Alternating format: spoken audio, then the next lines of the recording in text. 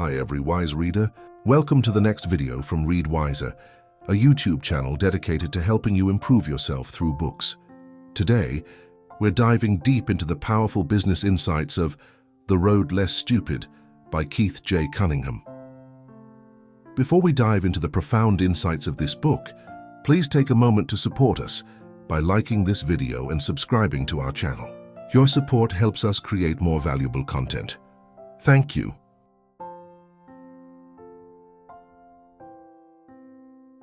How much money would you have right now if you could undo your 3 worst financial decisions?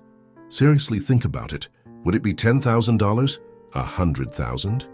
Maybe even millions? According to author Keith J. Cunningham, this is your dumb tax, the staggering financial and emotional price we pay for our own stupid, avoidable mistakes. He argues that business isn't won by doing more smart things. It's won by systematically avoiding the dumb things. This book is a manual for how to stop paying that tax by turning business from an emotional gamble into an intellectual sport. It's time to learn how to think before you act.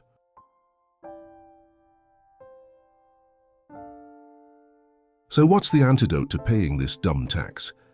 The answer is a formal, repeatable process Cunningham calls thinking time. This isn't just sitting and pondering. It's a 30 to 45-minute, highly structured, uninterrupted session of concentration designed to do one thing: force you to think rationally before you act. The book is built on the premise that our worst decisions are glandular, not intellectual. We react emotionally, driven by optimism, greed, or fear. But Cunningham argues that business is an intellectual sport. You wouldn't play chess by just slamming pieces down, so why run your business that way? In this summary, we're going to break down this powerful framework. We'll start by defining the dumb tax and its root cause. Then we'll explore the thinking time discipline and its 5 core mental models, which are the heart of this book. We'll cover the mental traps that keep us from succeeding, the different hats every leader must wear, and why culture is just what you're willing to tolerate. Finally, we'll cover Cunningham's most powerful strategies for growth, measurement, and most importantly, managing the risks that can destroy everything you've built. This is your guide to building a more profitable, sustainable, and successful enterprise, simply by learning to think.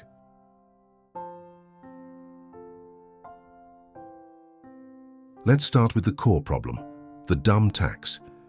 The author's main argument is that your financial success will be determined more by the stupid decisions you avoid than the brilliant ones you make. This dumb tax is the cost of every intergalactically dumb decision and assumption you've ever made.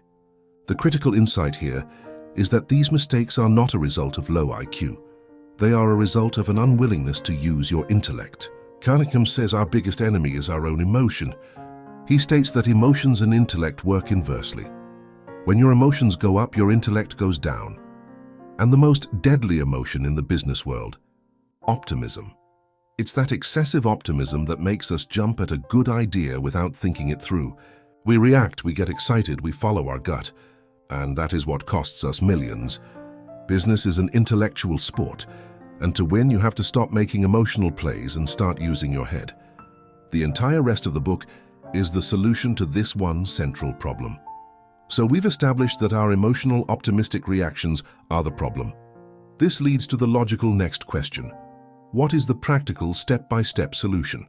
How do we actually force ourselves to think rationally?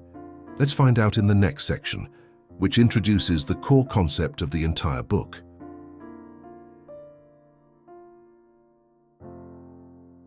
The antidote to the dumb tax is the discipline of thinking time. This is a formal 30 to 45-minute ritual of uninterrupted concentration. You take a high-value question, sit in a specific chair with a specific pen and journal, and you think motionless, without distraction. This discipline is built on 5 core disciplines of thinking.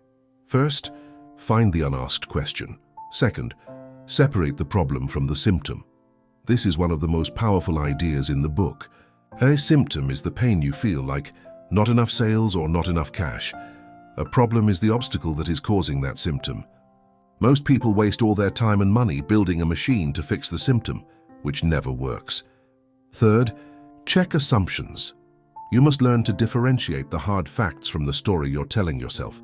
Fourth, Consider second-order consequences by asking the power of three. What's the upside? What's the downside? And can I live with the downside? Finally, number 5 is create the machine, which means designing a plan that actually solves the core problem you just identified. This isn't just thinking. It's a rigorous, repeatable process for getting to the right answer. This structured thinking time process is the tool, but to use it effectively, you have to first conquer your own mind. The biggest hurdles are often the mental traps we set for ourselves. So what are these traps and how do we disarm them? Let's explore the mindset required for success.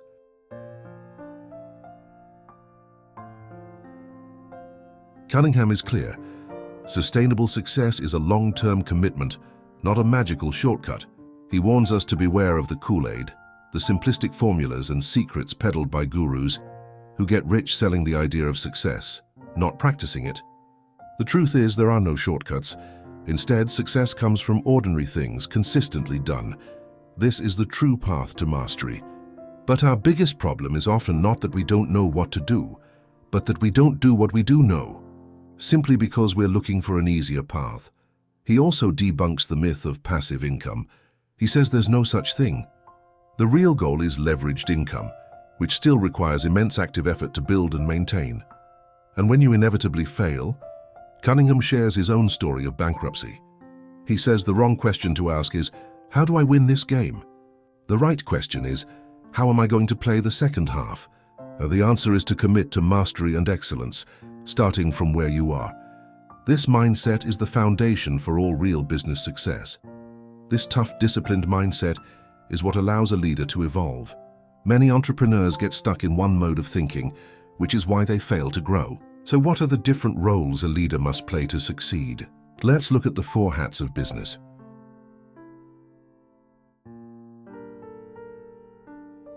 This is a critical framework. Cunningham argues that every business owner must wear 4 distinct hats. Most people only ever master the first 2, and that's why they fail. The first hat is the artist, the creative, the visionary, the one who creates it. The second hat is the operator, the technician, the manager, the one who does it. This is the plumber who knows how to fix the pipe, or the doctor who knows how to treat the patient. But being a great artist or operator does not make you a great business owner. To succeed, you must master the third hat, the owner. This is the strategist, the one who structures and leverages it by reading financial statements, hiring players and delegating. Finally, you must master the fourth hat, the board. This is the risk assessor, the one who protects it by asking the hard questions and thinking defensively. Cunningham also busts the popular myth of working on your business, not in it. He calls this stupid. Successful leaders are deeply in their business. They just have a different job, the non-delegable job of the CEO, which is all about strategy, culture, and risk. Of all the jobs of the owner and board, Cunningham says the 2 most critical are hiring players and creating the culture. But what is culture, really? It's not what you think. Let's find out what culture is king truly means.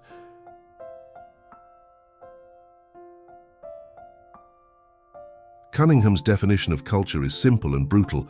You get what you tolerate. A high-performance team is not the product of perks like nap rooms or free snacks. He says those things just drive entitlement.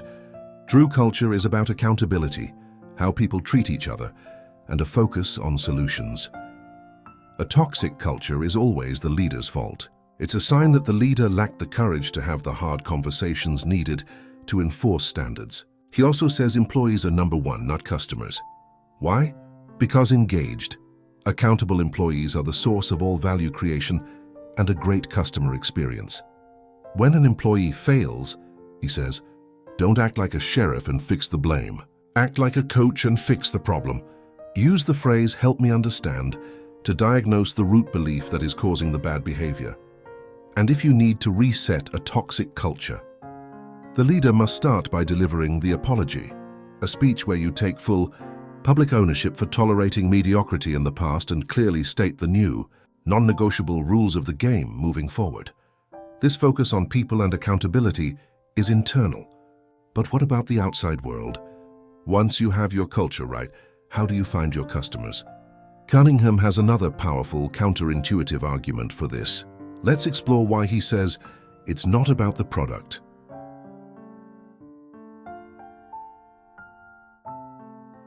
This section's core idea is mamas love their babies. Entrepreneurs are mamas, and their product or idea is their baby. They're blindly in love with it. But the market doesn't care about your passion or your baby. It only cares about solving its own pain. Cunningham argues, it's not about the product. He uses examples like McDonald's and Microsoft, companies that became wildly successful with arguably crappy products. How? Because their business model and customer focus were correct. Success is about how you do business, not what you do. The key, he says, is to stop loving your product and start obsessing over your customer. He provides a simple 3-step model, FOW, GAGI, GIT. That stands for find out what they want, go and get it, and give it to them. Don't start by building a product and then looking for a market. Start by finding a market's pain and then build the aspirin to solve it. This customer-centric model is the foundation of a good business. But a good business is not a static thing. It exists in a constantly changing competitive world. So how do you create a strategy that can adapt and win? Let's look at the true nature of strategy.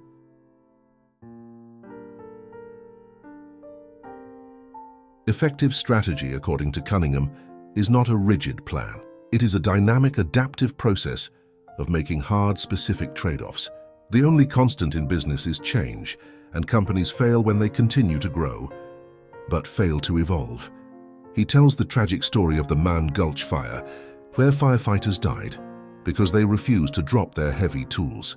Those tools were part of their identity, but they were useless for the new problem of survival. When the environment shifts, clinging to the old right way is deadly. Strategy also means you can't be all things to all people. This is the triangle of death. You have 3 competing priorities: time, price, and quality. You cannot optimize for all 3. You will die. Successful companies pick one to excel at, maintain parity in a second, and ignore the third. Finally, don't copy-paste best practices. He calls this the bathrobe theory, the false idea that one size fits all. You must create a bespoke solution for the unique problem you have. This idea of making hard choices is the core of strategy. But how does it apply to growth? Most businesses grow in a way that actually loses them money. So what is the strategic way to grow? Let's dive into the growth funnel.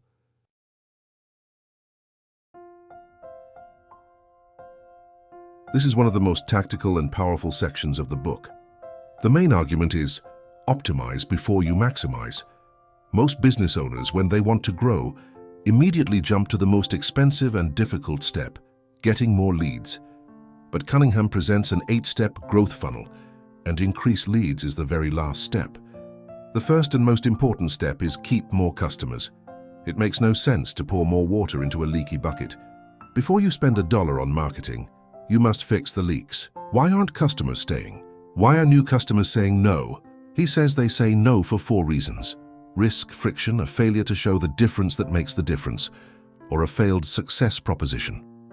You must fix these things first. He also warns that most businesses die of indigestion, not starvation. They grow too fast without the right business model, and the growth just amplifies their losses. Growth without profit is dumb. So if growth is about optimizing your business model, how do you know what to optimize? The answer is simple: you have to measure. But what you measure is the key. Let's look at the power of clarity and measurement.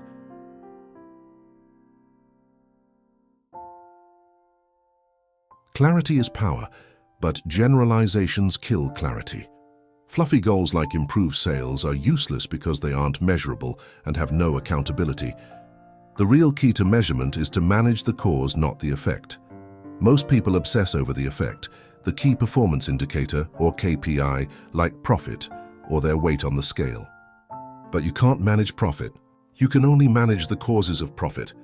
Cunningham calls these the critical drivers. For weight, the effect is the number on the scale. The causes or critical drivers are calories in and calories out. You must identify, measure, and manage those drivers, and the effect will take care of itself. All professionals, from athletes to investors, are measuring freaks, because it's the only way to force yourself to confront reality. To gain this clarity, you must ask the great question: What am I optimizing for? This forces you to identify the one major priority that matters most, so you can stop majoring in minor things. This focus on optimizing for one major thing and managing its critical drivers is the essence of a good plan. But what good is a plan if you can't execute it? And how do you build a structure that ensures execution happens? Let's put it all together.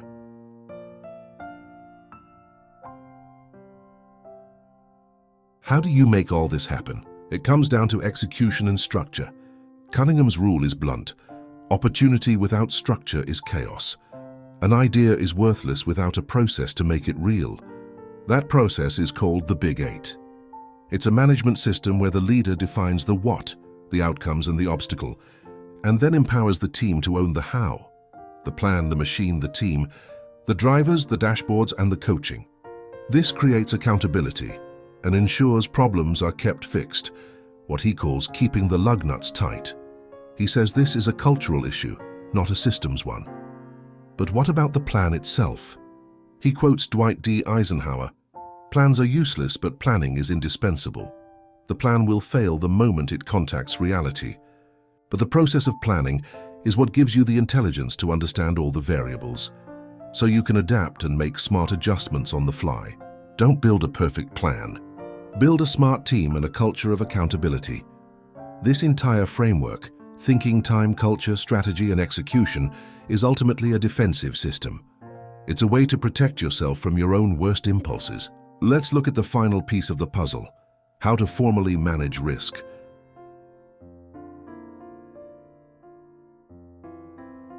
The final section ties everything together. Building a valuable, exitable business is a defensive game. Your business's value is based on the predictability and sustainability of its future earnings. And the biggest threat to that predictability is risk. The author says you must play the board hat and formally assess risk. He provides a risk assessment tool where you identify all risks and then plot them on a chart based on 3 factors: their probability of happening, their financial cost if they do, and their manageability or controllability. This visual map shows you exactly what you need to fix. He warns against 2 risks in particular: concentration risk, being too reliant on one customer, employee, or yourself, and leverage risk, using excessive debt out of optimism. He also shatters a common myth. He says the idea that higher risk equals higher reward is stupid. The truth is, the higher the risk, the greater the likelihood of a loss, not a reward. The whole point is to find asymmetrical bets where the upside is high and the downside is survivable. This defensive, intellectual approach to business is the entire message of The Road Less Stupid.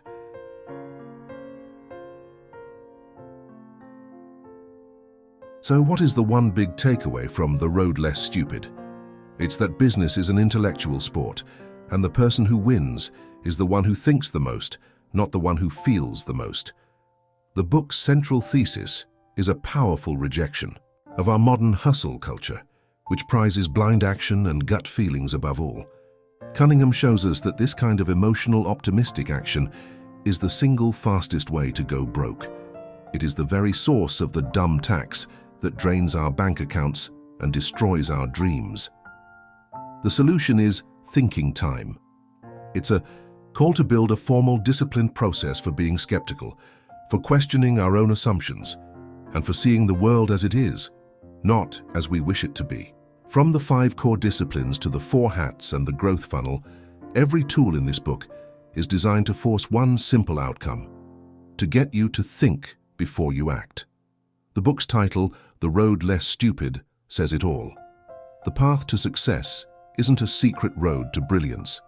It's a less traveled, more difficult road, built on the humility, discipline, and courage it takes to just be a little less stupid every single day.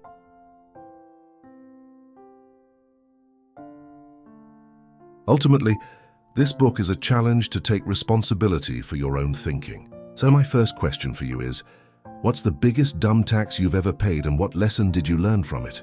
And second, what is one symptom in your life or business that you've been mistaking for a problem? Let us know in the comments below. If you found this summary valuable, please hit the like button, subscribe to Read Wiser, and share this with a fellow business owner who might need it. Thanks for watching.